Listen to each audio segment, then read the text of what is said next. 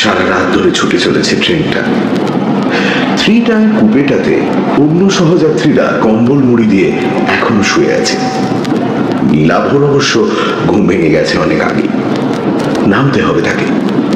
জানলার বাইরে তাকিয়েছিল নীলাভ। ভোরের আলো ধীরে ধীরে ছড়িয়ে পড়ছে বাইরের পৃথিবীতে। যতদূর চোখ যায় ফাঁকা জমি, মাঝে মাঝে চোখে পড়ছে ছোট ছোট টিলা, কোথাও কোথাও একলা দাঁড়িয়ে থাকা কোনো গাছ। এই ট্রেন মধুপুর যাবে। নীলাভ অবশ্য মধুপুর যাবে না, তার আগে একটা ছোট হল্ট স্টেশনে নামবে। কর্ড লাইন ধরে একটু ঘুরপথে মধুপুর যায় এই ট্রেন। এই লাইনেই সেই হল্ট স্টেশনটা। যে জায়গাতে নীলাভ যাচ্ছে সেই জায়গাতে এর আগে সে কোনোদিন যায়নি, হয়তো কোনোদিন যেতও না যদি না সেদিন পরিতোষের কাছ থেকে ব্যাপারটা শুনত। নীলাভ একজন ইলাস্ট্রেটর, ছবি আঁকিয়ে বিভিন্ন বই পত্রপত্রিকায় ছবি আঁকার কাজ করে। ফি হপ্তায় প্রতি শনিবার বই পাড়া অর্থাৎ কলেজ স্ট্রিটে এক প্রকাশকের ঘরে নীলাভ পরিতোষের মতো কয়েকজন ছবি আঁকিয়ে আড্ডা জমায়। সেখানেই মাসখানেক আগে আড্ডার মধ্যে হঠাৎই পরিতোষ বলেছিল, কদিন আগে মধুপুর গিয়েছিলাম একটা আর্ট এক্সিবিশনে। ফেরার পথে সিগন্যাল না পেয়ে শিমুলপুরের নামে একটা ছোট হল স্টেশনে গাড়ি থেমেছিল। ট্রেনে মধুপুরের এক বাঙালি ভদ্রলোকের সঙ্গে পরিচয় হয়েছিল। তার সঙ্গে প্ল্যাটফর্মে চা খেতে নেমেছিলাম। আমি যে একজন ইলাস্ট্রেটর সে পরিচয় দিয়েছিলাম ভদ্রলোককে। চা খেতে খেতে সেই ভদ্রলোক দূরে একটা বাড়ি দেখিয়ে বললেন, আপনি তো ইলাস্ট্রেটর, ওই যে দূরে বাড়িটা দেখছেন ওই বাড়িটাতে একটা ইলাস্ট্রেটর থাকতেন। কলকাতার নানা বড় বড় কাগজে বইপত্রে ছবি আঁকতেন ভদ্রলোক। অবধূত চাকি নাম ছিল ভদ্রলোকের। এই কথা বলার পর পরিতোষ বলেছিল, তুমি নিশ্চয়ই অবধূত চাকির নাম শুনেছ, কাজও দেখেছো। আমরা যখন ছোট ছিলাম 20-25 বছর আগে প্রায় সব কাগজে, বিশেষত শিশু কিশোর পত্রিকায় ওর ইলাস্ট্রেশন থাকতো। যদিও ওই অবধূত চাকি নামটা নাকি আসলে ছিল ছদ্মনাম, আসল নাম জানা নেই। পরিতোষের কথা শুনে নীলাভ প্রায় লাফিয়ে উঠে বলেছিল, দেখবো না কেন, বলতে গেলে ওর কাছ থেকেই তো আমার মনে ছবি আঁকার ইচ্ছেটা জাগে। পেন ড্রয়িং করতেন, কি বলিষ্ঠ গর্বের আঁচড় ছিল, নৈসর্গিক দৃশ্যভোগ, ছুটন্ত ঘোড়া, তার হাতে সবকিছু যেন জীবন্ত হয়ে উঠত। জানিস, ছোটবেলায় ওর ছবিগুলো কপি করার চেষ্টা করতাম। আমার আঁকাতেও তার আঁকার খুব প্রভাব আছে, ভাবশিষ্যও বলতে পারো।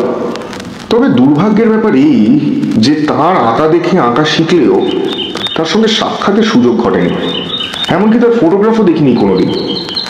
অনেককে জিজ্ঞেস করেও তার বাড়ির ঠিকানা জানতে পারিনি।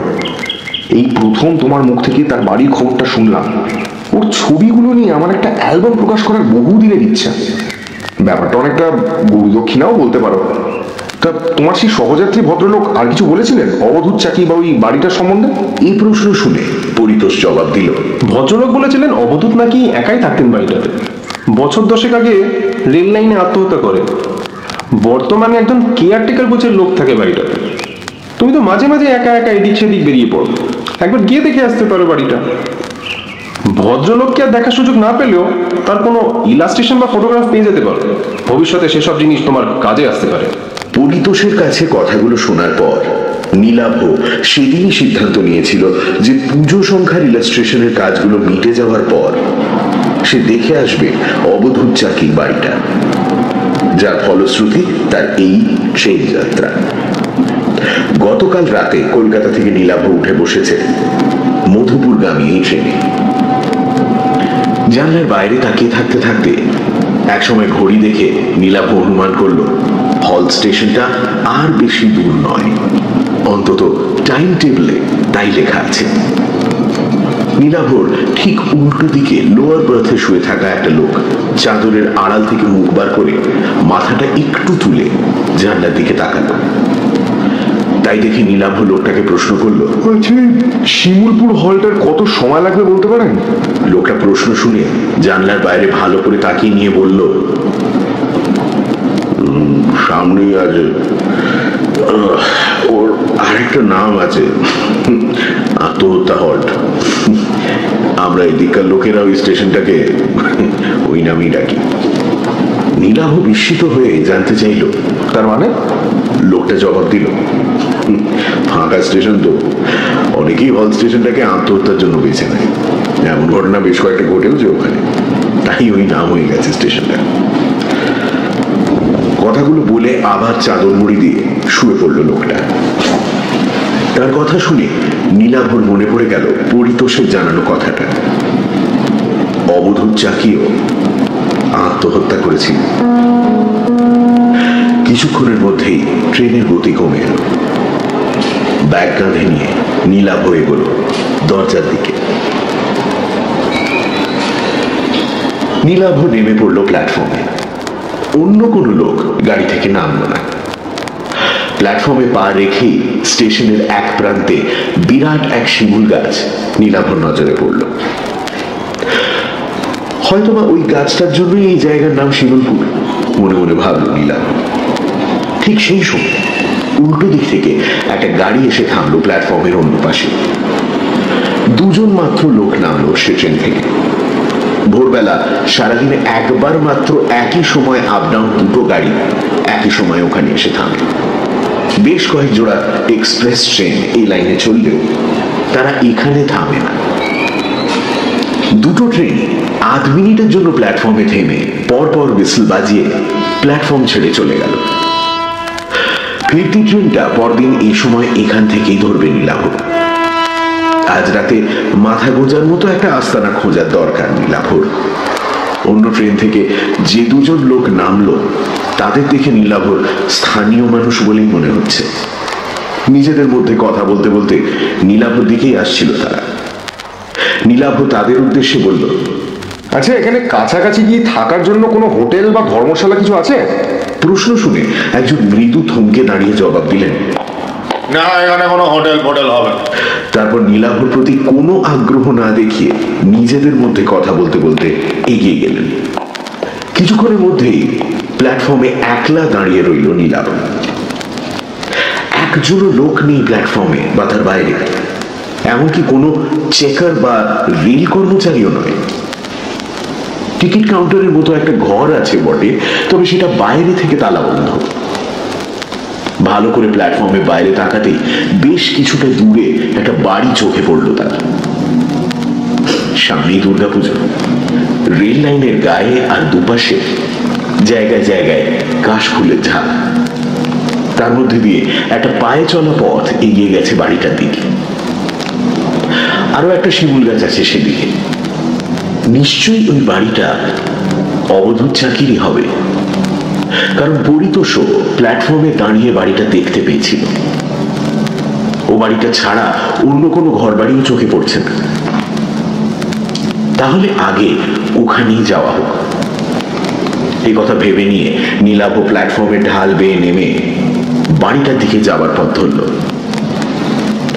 বেশ কয়েকটা বাঁক নিয়ে পায়ে চলা পথটা বাড়িটার দিকে গেছে। কিছুটা এগোবার পরে একটা ছোট নালা চোখে পড়ল একটা বাঁক পেরিয়ে। তির করে জল বইছে তাতে। মাত্র হাত দশেক চওড়া হবে সেটা। বাঁশের একটা সাঁকো রয়েছে তার উপর দিয়ে। একদিক থেকে এসে অন্যদিকে কাশের বনের আড়ালে হারিয়ে গেছে সেটা। আরো কিছুটা এগিয়ে অন্য একটা বাঁকের মুখে শিমুল গাছের কাছে উপস্থিত হলো নীলাভ। সেখান থেকে বাড়িটা খুব কাছে। নীলাভ বাড়িটার দিকে তাকিয়ে বুঝতে পারল সেটা আসলে বাড়ির পেছন দিক। পথটা গিয়ে বাড়িটার সামনে দুভাগে ভাগ হয়েছে। একটা পথ গিয়ে থেমেছে বাড়ির পেছনে একটা দরজার সামনে। অন্য পথটা বাড়িটাকে বেড় দিয়ে সম্ভবত তার সদর দরজাতে গিয়ে পৌঁছেছে। নীলাভ ঠিকই অনুমান করেছিল। বাড়িটার কাছে গিয়ে সে দ্বিতীয় পথটা ধরে পৌঁছে গেল বাড়িটার সামনের অংশে।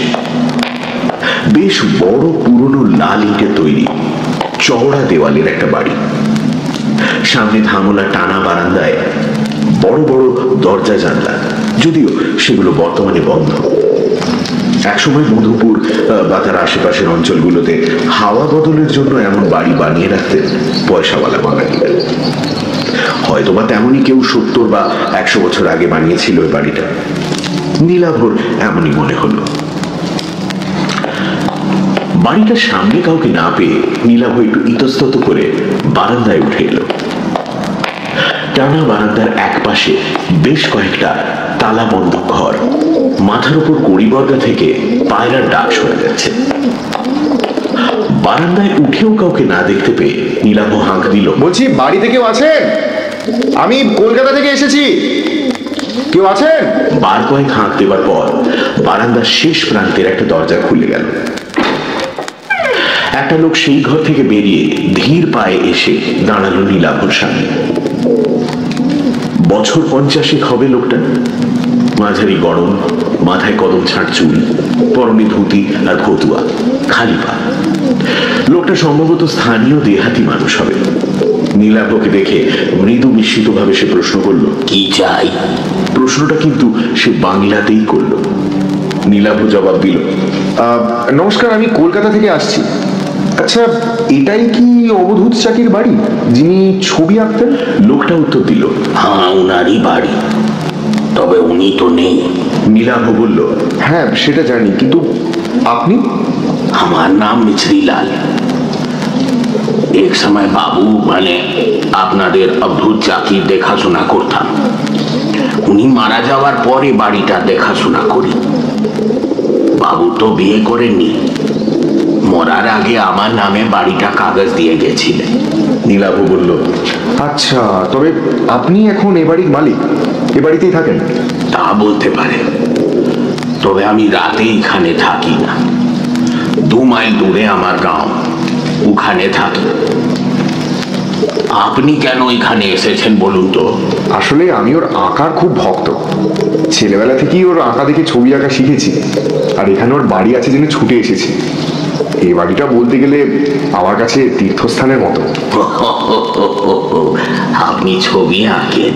কথাটা বলার পর কেমন যেন একটা দুর্বোধ্য হাসি ফুটে উঠল লোকটার মুখে। নীলাভ বলল, আচ্ছা, এই বাড়িতে নিশ্চয়ই ওর আঁকা ছবি আছে, আমাকে দেখাবেন সেগুলো? প্রশ্ন শুনে মিছরিলাল কয়েক মুহূর্ত চুপ করে থাকার পর জবাব দিল, না, উনার আঁকা ছবি এই বাড়িতে নাই। কথা শুনে নীলাভ আরো বিস্মিত ভাবে বলল, নেই মানে? লোকটা জবাব দিল, কলকাতা থেকে পাকাপাকি ভাবে বাড়িতে চলে আসার পর উনি আর কোনোদিন ছবি আঁকেন।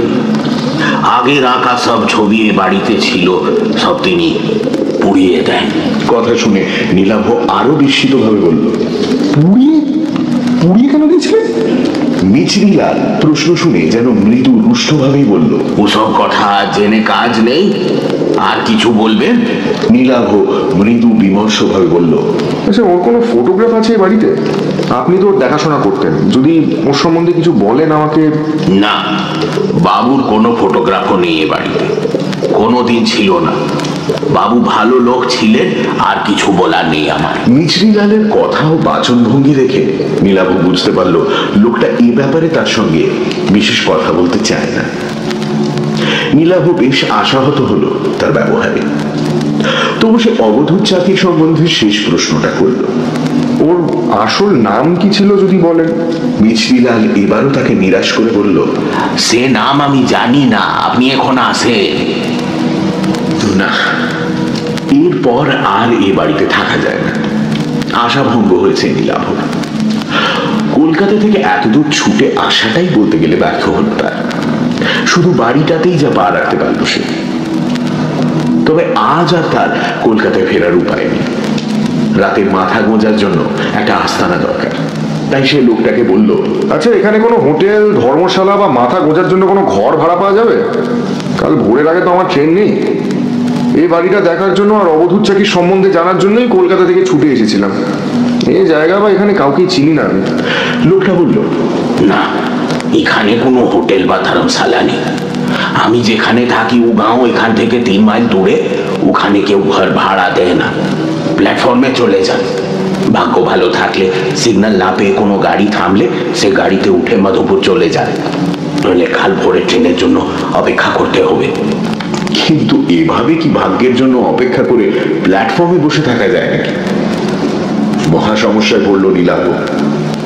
হঠাৎ তার মাথায় একটা বুদ্ধি খেলে গেল। সে মিছরিলালকে বলল, আচ্ছা, এই বাড়িতে একটা ঘরে থাকা যায় না? খাট বিছানার দরকার নেই, রাত কাটানোর জন্য একটা ঘর পেলেই আমার হবে। না না না, ও সব হবে না। নীলাভ পকেট থেকে চট করে দুটো 100 টাকার নোট বার করে বলল, দেখো না, যদি কিছু ব্যবস্থা করা যায়। একটা রাতের তো ব্যাপার মাত্র। আমাকে দেখে নিশ্চয়ই তোমার চোর ডাকাত মনে হচ্ছে না? নীলাভর বাড়িয়ে দেওয়া 100 টাকার নোট দুটোর দিকে তাকিয়ে ধীরে ধীরে মিছরিলালের মুখের ভাব যেন নরম হয়ে এলো। সে বলল, না, চোর ডাকাত মনে হচ্ছে না। তাছাড়া এই বাড়িতে চুরি ডাকাতি করার মতো কিছু নাই। শেষ সময় বাবুর আমদানি ছিল না, বাড়ির জিনিসপত্র বেচে তিনি খেতেন। কিন্তু আমি তো বিকেল হলেই ফিরে যাব, আপনি একেলে বাড়িতে। যদি তার মনের ভাব আবার কঠিন হয়ে যায়, তাই মিছরিলালকে আর কথা শেষ করতে না দিয়ে নোট দুটো তার হাতে গুঁজে দিয়ে নীলাভ বলল, না না, একলা থাকতে আমার কোনো অসুবিধা হবে না। কোন ঘরে থাকবো? মিছরিলাল একটু দোনামোনা করে শেষ পর্যন্ত বলল, ঠিক আছে, আসুন, আমি যে ঘরে থাকি সে ঘরেই থাকবে। বারান্দা দিয়ে একটু এগিয়ে নীলাভকে নিয়ে একটা ঘরে ঢুকলো মিছরিলাল। আসবাব বলতে ঘরের মাঝখানে একটা তক্তপোষ রাখা আছে, আর ঘরের কোণে রাখা আছে একটা কুঞ্জো আর গ্লাস। খোলা জানলা দিয়ে বাইরের জমিতে কাশবন দেখা যাচ্ছে। নীলাভর ব্যাগে চাদর, মোমবাতি, বেশ কয়েকটা বিস্কুটের প্যাকেট রয়েছে। একটা রাত নীলাভর এখানে থাকতে বিশেষ সমস্যা হবে না। মিছরিলাল তাকে ঢুকিয়ে ঘরের বাইরে বেরিয়ে গেল। বিকেল পর্যন্ত সময়ে কিছুটা সময় ঘুমিয়ে আর কিছুটা সময় একটা গল্পের বই পড়ে কাটিয়ে দিল নীলাভ। বিকেল বেলা সূর্যের তেজ কমলে নীলাভর মনে হলো বাইরে থেকে একবার ঘুরে আসা যাক। ঘরের বাইরে বারান্দায় বেরোতেই নীলাভ দেখতে পেল মিছরিলাল দাঁড়িয়ে আছে। নীলাভকে দেখে বলল, আমি এখন ফিরে যাব। বারান্দা থেকে একসঙ্গেই বাড়ির বাইরে নেমে এলো তারা দুজন।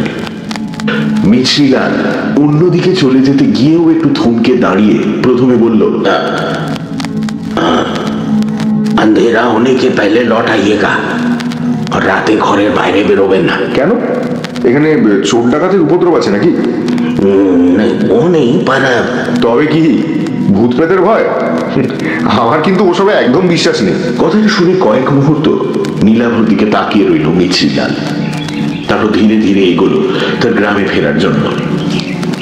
নীলাভ এগোলো তার উল্টো দিকে, যেদিকে রেল স্টেশন আছে সেই দিকে, যদি কোনো লোকজনের দেখা মিলে সেই আশায়। প্ল্যাটফর্মে উঠে এলো নীলাভ, কিন্তু একই রকম জনশূন্য রেল স্টেশন, একটা লোকও নেই কোথাও। তবে দিন শেষের আলোতে বেশ সুন্দর লাগছে চারপাশ। দিগন্ত বিস্তৃত কাশের বন রাঙা হয়ে উঠেছে বিদায়ী সূর্যের আভাতে। মৃদু বাতাসে তাদের মাথাগুলো দুলছে। রেল লাইনের মাথার উপর বিদ্যুতের তারে দোল খাচ্ছে ফিঙের ঝাঁক। এঁকে বেঁকে একসময় ছোট হতে হতে হারিয়ে গেছে দুপাশে রেল লাইন। নির্জন প্ল্যাটফর্মে একটা বেঞ্চে এসে বসলো নীলাভ। তার মনে হলো হয়তোবা এরকম বিকেলে এখানেই বসেছিলেন অবধূত। এখানে বসেই হয়তো তিনি তার ছবির কথা ভাবতেন। বাড়িটাতে তার কোনো ছবি না পেলেও বাড়িটা তো দেখা হলো নীলাভর, সেটাই বা কম কি। পরদিন ভোরে বাড়িটা ছাড়ার সময় মোবাইল ফোনের ক্যামেরায় বাড়িটার একটা ছবি তুলে রাখতে হবে। মনে মনে নানা কথা ভাবতে লাগলো নীলাভ।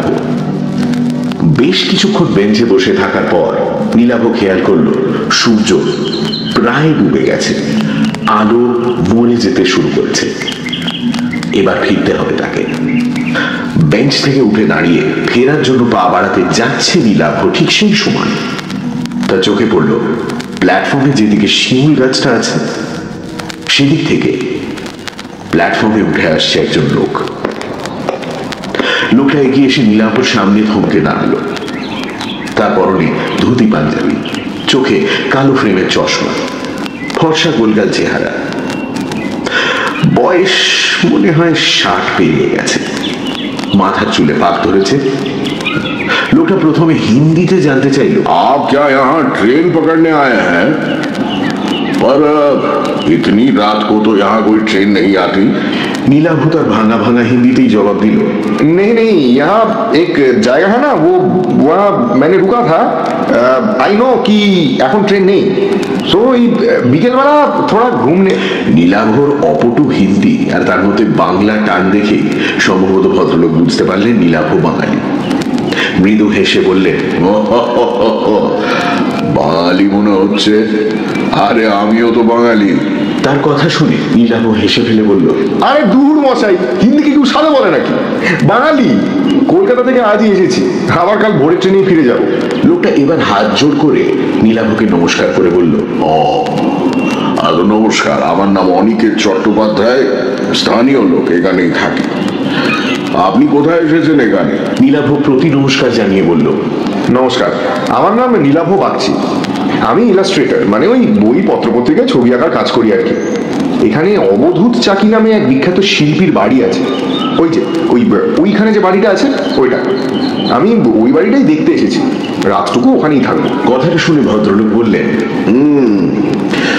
আমি এটাই অনুমান করেছিলাম যে আপনি ওখানেই এসছেন, অবধূত বাবুর বাড়ি। আচ্ছা, আপনার সঙ্গে তার পরিচয় ছিল? বিলক্ষণ ছিল। কথাটা শুনে নীলাভ আগ্রহী হয়ে বলল, তাই নাকি? তো তার সম্বন্ধে কিছু জানাবেন আমাকে? তাকে কোনোদিন না দেখলেও বলতে গেলে তিনি আমার শিক্ষাগুরু ছিলেন। পত্রপত্রিকায় ছাপা তার আঁকা দেখেই বলতে পারেন যা কিছু শিখেছি আর কি। কি আর বলবো, ভালো মানুষ ছিলেন, ভালো ছবি আঁকতেন। শেষ জীবনে অবশ্য আঁকা ছেড়ে দিয়েছিলেন। আর কিছু তার ব্যক্তিগত জীবন সম্পর্কে কোনো তথ্য? শেষ জীবনে অবসাদে ভুগছিলেন, আত্মহত্যা করেন। তবে মৃত মানুষের ব্যক্তিগত জীবন নিয়ে আমি আলোচনা করি না। তা তো বটেই নিশ্চয়ই। জানেন, অনেক আশা নিয়ে এসেছিলাম এখানে, যদি তার কোনো ছবি টবি দেখা যায়। কিন্তু তা দেখতে পেলাম কই। শুনলাম ওর সব আঁকা নাকি উনি পুড়িয়ে দিয়েছিলেন। অনিকেত বাবু প্রথমে জবাব দিলেন, ঠিকই শুনেছেন। তারপর একটু চুপ করে থেকে বললেন, তবে ওর শেষ আঁকার খাতাটা কিন্তু ওই বাড়িতেই আছে, কিছু ছবিও আছে তাতে। কথাটা শুনেই নীলাভ বিস্মিত ভাবে বলল, তাই নাকি? কিন্তু ও বাড়িতে মিছরিলাল বলে যে লোকটা থাকে, সে তো কিছু বললো না আমাকে। খাতাটা আছে। মিছরিলাল খুব ভালোবাসতো অবধূত বাবুকে, ওই খাতাটাই তার কাছে অবধূত বাবুর শেষ স্মৃতি। খাতাটা পাছে কেউ হাতিয়ে নেয় বা খাতাটা যদি কোনো ক্ষতি হয়, সেই জন্য খাতাটা কাউকে দেখাতে চায় না। ইস, ছবিগুলো যদি একবার দেখা যেত। ভদ্রলোক কয়েক মুহূর্ত স্থির দৃষ্টিতে নীলাভর দিকে তাকিয়ে থেকে বললেন, আপনি ছবির খাতাটা সত্যি দেখতে চান? তাহলে সে ব্যবস্থা আমি করতে পারি। নীলাভ বলে উঠল, হ্যাঁ, অবশ্যই দেখতে চাই। আপনি আপনি ব্যবস্থা করবেন? তার আঁকা দেখার জন্য যখন আপনি এত দূর ছুটে এসেছেন, তখন সে সাহায্য আমি না হয় করবো। ও বাড়ির কোন ঘরে কোথায় খাতাটা রাখা আছে আমি জানি। আপনি বাড়ি ফিরে যান, রাতে আমি ওই বাড়ি যাচ্ছি, জেগে থাকবে। আমি যে কিভাবে আপনাকে ধন্যবাদ জানাবো আমি ঠিক। কথাটা শুনে ভদ্রলোক হেসে বললেন, আগে ছবিগুলো দেখুন, তারপর ধন্যবাদ দেবেন। আমি এখন আসি, রাতে দেখা হচ্ছে। হ্যাঁ, গুড নাইট। এই বলে ভদ্রলোক প্ল্যাটফর্মের অন্যদিকে হাঁটতে শুরু করলেন। সন্ধে নামতে শুরু করেছে। নীলাভ এবার প্ল্যাটফর্ম ছেড়ে এগোলো বাড়িটাতে ফেরার জন্য। সে যখন ঘরটাতে ফিরে এলো, ঠিক তখন বাইরে ঝুপ করে অন্ধকার নামলো। ঘরে ঢুকে মোমবাতি জ্বালিয়ে বসলো নীলাভ। একসময় বাইরে ধীরে ধীরে অন্ধকার কেটে গিয়ে চাঁদ উঠতে শুরু করলো। অনিকেত বাবুর জন্য প্রতীক্ষা করতে লাগলো সে। সময় এগিয়ে চলল, 7টা, 8টা, কিন্তু ভদ্রলোকের দেখা নেই। বাইরে গোল চাঁদ ধীরে ধীরে মাথার উপর উঠতে লাগলো। রাত 9টা যখন বাজলো, তখন নীলাভর মনে হতে লাগলো হয়তো ভদ্রলোক আর নাও আসতে পারে। হয়তো তিনি নীলাভকে বাইরের লোক দেখে মশকরা করেছেন অথবা কোনো কাজে আটকে পড়েছেন। একটা দোলাচলের মধ্যে তবু নীলাভ তার অপেক্ষা করতে লাগলো।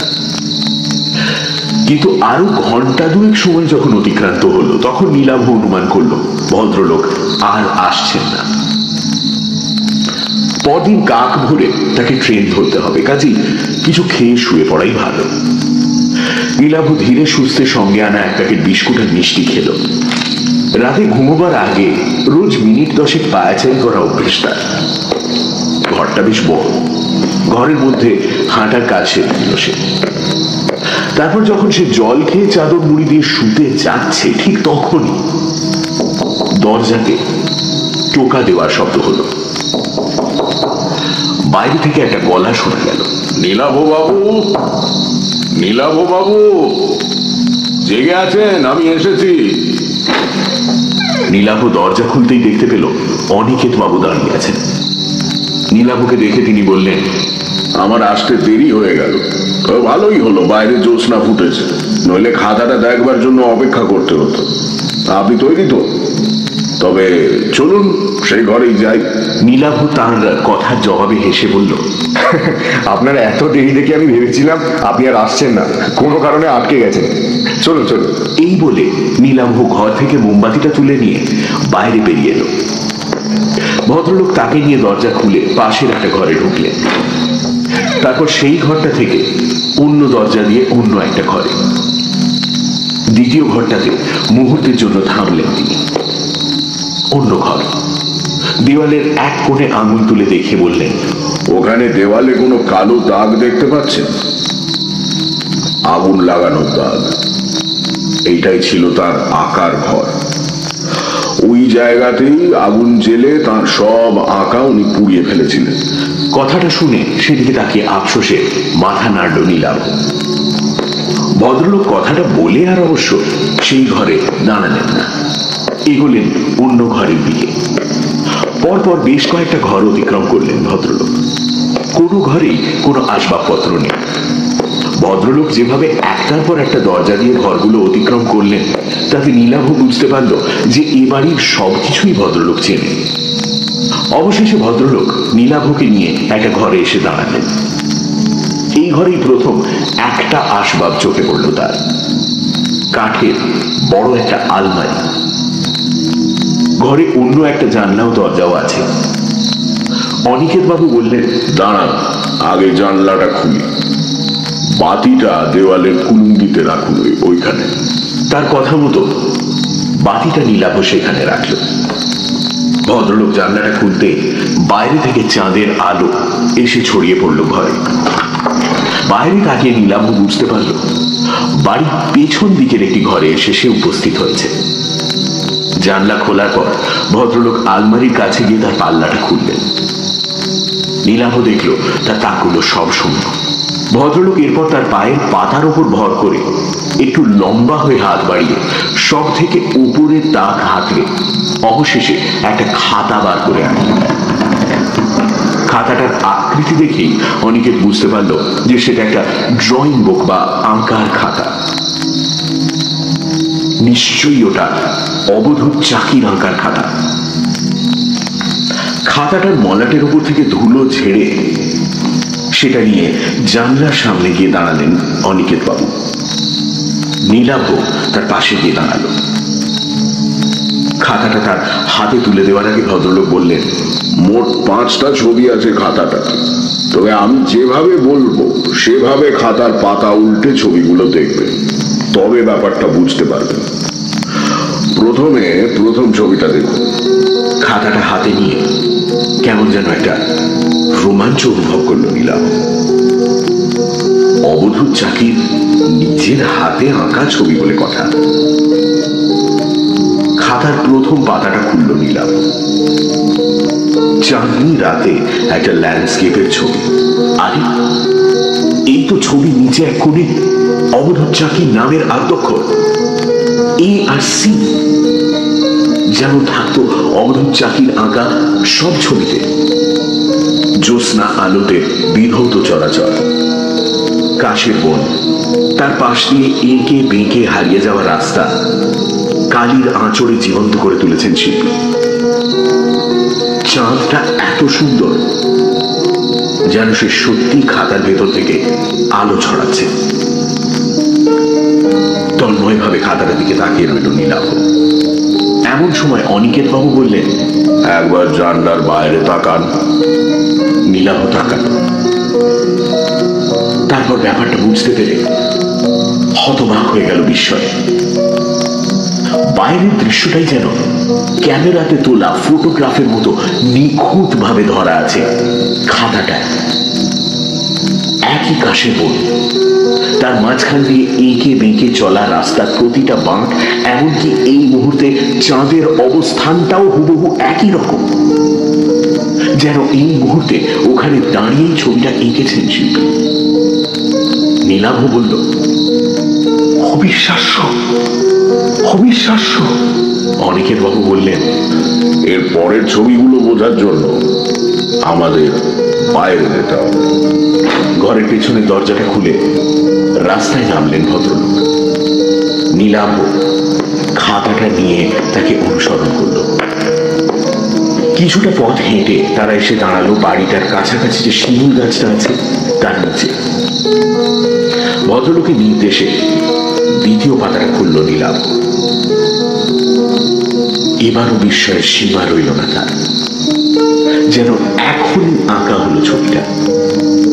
সেখানে দাঁড়িয়ে পেছনের দিকে বাড়িটা, আর একটু এগিয়ে সাঁকোটা যেমন ভাবে দেখা যাচ্ছে, খাতাতেও হুবহু যেন তেমনই আঁকা।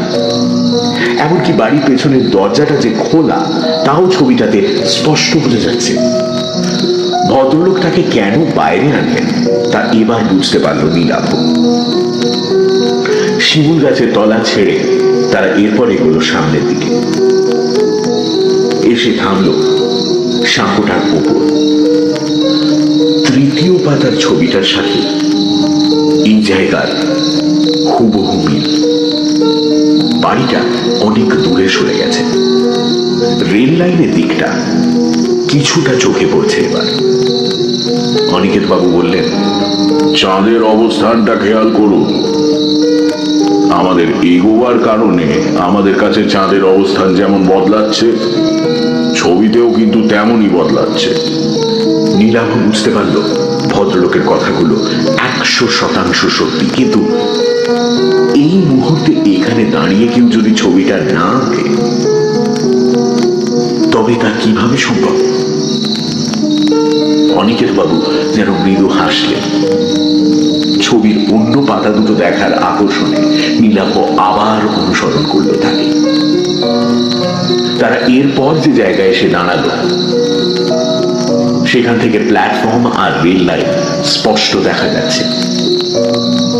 অনেক পেছনে দেখা যাচ্ছে ফেলে আসা বাড়িটা। চতুর্থ ছবিটাতে তেমনই আঁকা রয়েছে, যেন সময়ের সাথে সাথে খাতার পাতায় ছবি এঁকে চলেছে কেউ। নীলাভর বিস্ময়ের সীমা নেই বুঝতে পেরে অনিকেত বাবু এবার স্পষ্ট হেসে বললেন, এই খাতার শেষ ছবিটাই আসল ছবি। সেটা দেখলে বুঝতে পারবেন ছবি কতটা জীবন্ত হয়ে উঠতে পারে। কত বড় শিল্পী ছিলেন অদ্ভুত। এই বলে তিনি এগোলেন রেল লাইনের দিকে। শেষ ছবিটা দেখার অমোঘ আকর্ষণে মন্ত্রমুগ্ধের মতো তার পেছনে হাঁটতে লাগলো নীলাভ। রেল লাইনে উঠে এল তারা। অনিকেত বাবু বেশ কিছুটা দূরে রেল লাইনের গায়ে একটা ইলেকট্রিক পোস্ট দেখিয়ে দিয়ে বললেন, রেল লাইনের মধ্যে দিয়ে হাঁটতে হাঁটতে সোজা ওই পোস্টের সামনে গিয়ে লাইনের মাঝখানে দাঁড়িয়ে খাতাটা খুলবেন। তিনি যে কত বড় শিল্পী ছিলেন তবে তা বুঝতে পারবেন। আর এই শিল্পীকে একসময় অন্যের ছবি চুরি করা, কপি করার জন্য অপমান করেছিল একদল লোক। অবধূত চাকির কারো ছবি কপি করার প্রয়োজন হতো না। নীলাভ বিস্মিত হয়ে ভদ্রলোকের শেষ কথাগুলো শুনল। এরপর তিনি বললেন, যান ওই জায়গাতে গিয়ে শেষ ছবিটা দেখে আসুন। রেল লাইনের পাথরের ওপর দিয়ে আমার হাঁটতে অসুবিধা হয়, নইলে সঙ্গে যেতাম। নীলাভ একটা তীব্র আকর্ষণ অনুভব করছে শেষ ছবিটা দেখার জন্য। কি আছে সেই ছবিতে? ভদ্রলোকের কথা মতো নীলাভ খাতাটা নিয়ে এগোলো রেল লাইনের মধ্যে দিয়ে। নির্দিষ্ট জায়গাতে গিয়ে নীলাভ দুটো লাইনের মাঝখানে দাঁড়িয়ে খাতাটা খুলল। তার সামনে দিয়ে যেভাবে রেল লাইনটা চলে গেছে সেইভাবেই খাতায় আঁকা হয়েছে, যেন এই জায়গায় দাঁড়িয়েই ছবিটা আঁকা। ছবিতে আঁকা আছে দূর থেকে একটা ট্রেন যেন সামনের দিকে এগিয়ে আসছে। রেল লাইনে ছড়িয়ে পড়েছে তার আলো। কয়েক মুহূর্ত সেই ছবিটার দিকে তাকিয়ে থাকার পর নীলাভর মনে হতে লাগলো ছবির ট্রেনটা যেন ক্রমশ এগিয়ে আসছে। তার আলো যেন ক্রমশ বড় উজ্জ্বল হতে শুরু করেছে। আলোয় ঘুরে যাচ্ছে খাতাটা। ট্রেনটা যেন খাতা ফুঁড়ে বাইরে বেরিয়ে আসতে চলেছে। আর এরপরই রেলগাড়ির প্রচন্ড ঝমঝম শব্দ শুনে চোখের সামনে তাকাতেই নীলাভ দেখতে পেল তার সামনে এসে পড়েছে একটা ট্রেন। হাত কুড়ি মতো ব্যবধান। ট্রেনের উজ্জ্বল আলোতে চোখ আঁধিয়ে গেল তার। আর তার পর মুহূর্তে এক ঝটকায় কে যেন তার হাত টেনে লাইনের বাইরে তাকে ছিটকে ফেলল। মুহূর্তের জন্য মৃত্যুকে ফাঁকি দিল নীলাভ। নীলাভ সামনে দিয়ে দুরন্ত গতিতে ছুটে বেরিয়ে গেছে। সাক্ষাৎ মৃত্যু। মাঝরাতে এক্সপ্রেস ট্রেন।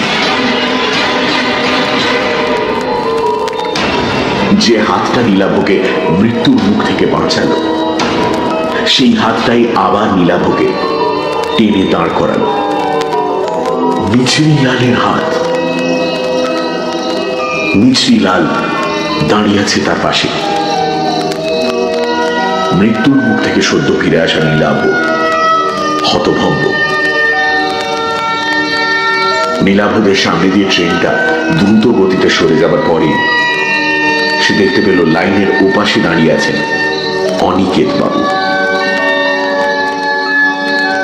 নীলাভকে জীবন্ত দেখে তার চোখে মুখে যেন ফুটে উঠেছে বিস্ময় মিশ্রিত ঘৃণার ভাব। রেল লাইনের পাশেই পড়েছিল আঁকার খাতাটা। মিছরিলাল সেটা মাটি থেকে কুড়িয়ে নিতেই রেল লাইনের ওপাশ থেকে ভদ্রলোক বললেন, মিছরিলাল, খাতাটা আমায় ফেরত দাও। মিছরিলাল জবাব দিল, না, এই খাতা আমি দিব না বাবু।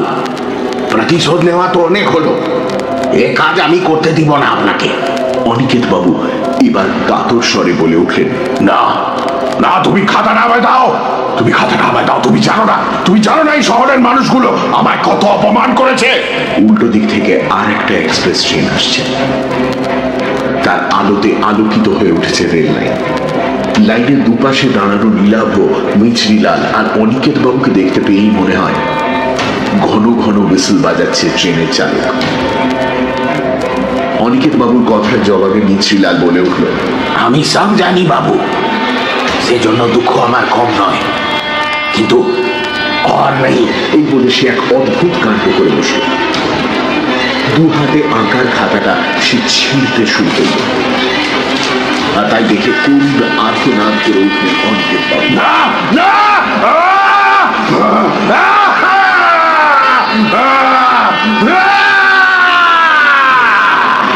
তারপর রেল লাইনে উঠে পাগলের মতো ছুটতে শুরু করলেন দানবের মতো ছুটে আসা ট্রেনটার দিকে।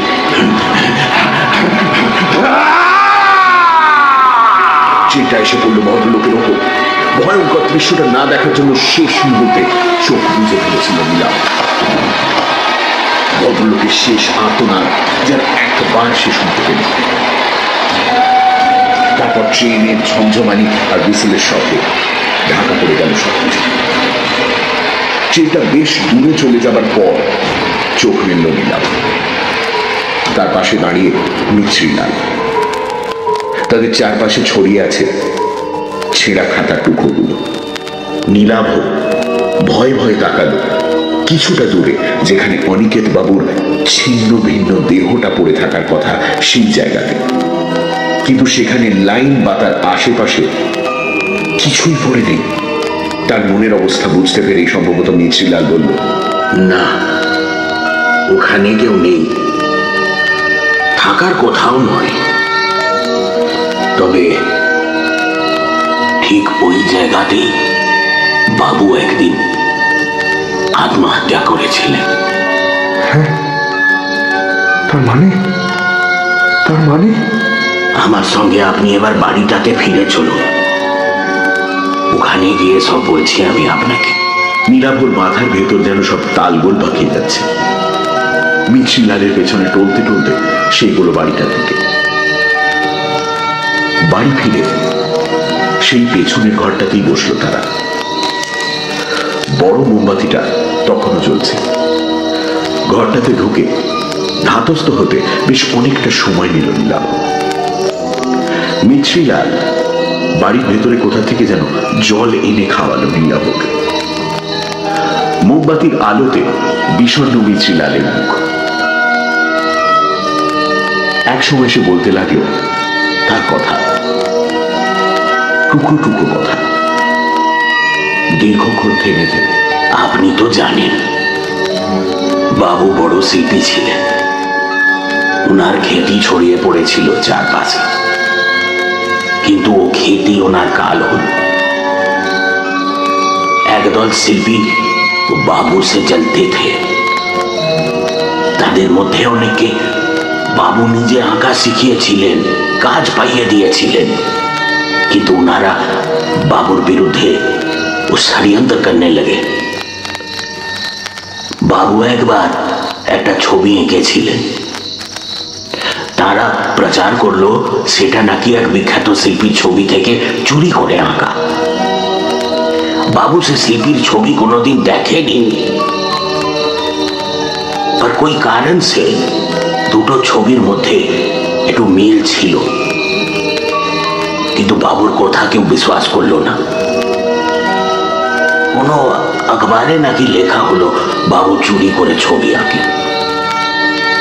লজ্জায়, अपमाने, ঘৃণায় বাবু ছবি আঁকা ছেড়ে দিলেন, নিজের সব ছবি পুড়িয়ে দিলেন। আর তার মধ্যে প্রচন্ড একটা আক্রোশ তৈরি হলো শহরের মানুষের বিরুদ্ধে, বিশেষ করে যারা ছবি আঁকেন তাদের বিরুদ্ধে। আত্মহত্যা করার আগে শেষ ওই খাতাটায় ছবি এঁকেছিলেন। আমাকে বলেছিলেন আমি কত বড় শিল্পী ছিলাম, তাই খাতাটা ও ভবিষ্যতে বুঝিয়ে দিবে। এই বলে বাবু চলে গেলেন। শেষ ছবিটা আঁকার পর দিনই তিনি রেল লাইনে আত্মহত্যা করলেন। আমার কথা সেদিন বুঝতে পারিনি, বাদ মে বুঝেছিলাম। এই খাতাটা অনেককে টেনে নিয়ে গেছে মৃত্যুর দিকে। লোকে ভাবে ব্যাপারটা আত্মহত্যা, কিন্তু আসল ব্যাপারটা তার নয়। আমি গরিব মানুষ, আপনি টাকাটা দেখাতে আমি লোভে পড়ে গেছিলাম, কিন্তু মনের মধ্যে একটা সন্দেহ ছিল। তাই মাঝরাতে আবার বাড়িতে ফিরে এলাম, দেখলাম আপনি নেই। কি হতে পারে তা অনুমান করে আমি পৌঁছে গিয়েছিলাম রেল লাইনের ধারে। अगर मैं आज वहां ना होता तो তবে ওই অনিকেত বাবু, উনি বাবু। হ্যাঁ, নীলাভ এবার খেয়াল করল অনিকেত চট্টোপাধ্যায় আর অবধূত চাকি, তাদের নামের আদ্যক্ষর একই, AC। সেজন্যই নিশ্চয়ই আদ্যক্ষরে মিল থাকা ছদ্মনাম নিয়েছিলেন তিনি। ছবি নিচে স্বাক্ষর করতেন AC লিখে। মিছরিলাল বলল, ঘটনাগুলো ঘটার পর কিন্তু খাতাটা আবার এই আলমারির তাকে अपने आप से ফিরে আসতো। অনেকবার ভেবেছি খাতাটা নষ্ট করে দেব, কিন্তু পারিনি। বাবুর শেষ আঁকা শেষ স্মৃতি। लेकिन आज আমি এই কাজ করলাম, नहीं तो एक খাতা আরো অনেক মানুষকে টেনে নিয়ে যাবে রেল লাইনে। बदला बड़ो भयंकर जिनिस बाबू, इससे किसी का भला नहीं होता। নীলাভ নিশ্চুপ। মোমবাতিটা এবার শেষ হয়ে এসেছে। নিভে যাওয়ার আগে আলোর শিখাটা কাঁপছে। সেই আলো এসে পড়েছে মিছরিলালের মুখে। তার চোখে জল, হাতে পাতার উল্টো দিক দিয়ে চোখের জল মুছে নিয়ে মিছরিলাল বলল, খাতাটা নষ্ট হয়ে গেছে। আমার ধারণা বাবু আর আসবেন না, সবকিছু শেষ হয়ে গেল। একটু পরে ভোরের আলো ফুটবে, তখন আপনাকে প্ল্যাটফর্মে ট্রেন ধরার জন্য আমি পৌঁছে দিয়ে আসবো।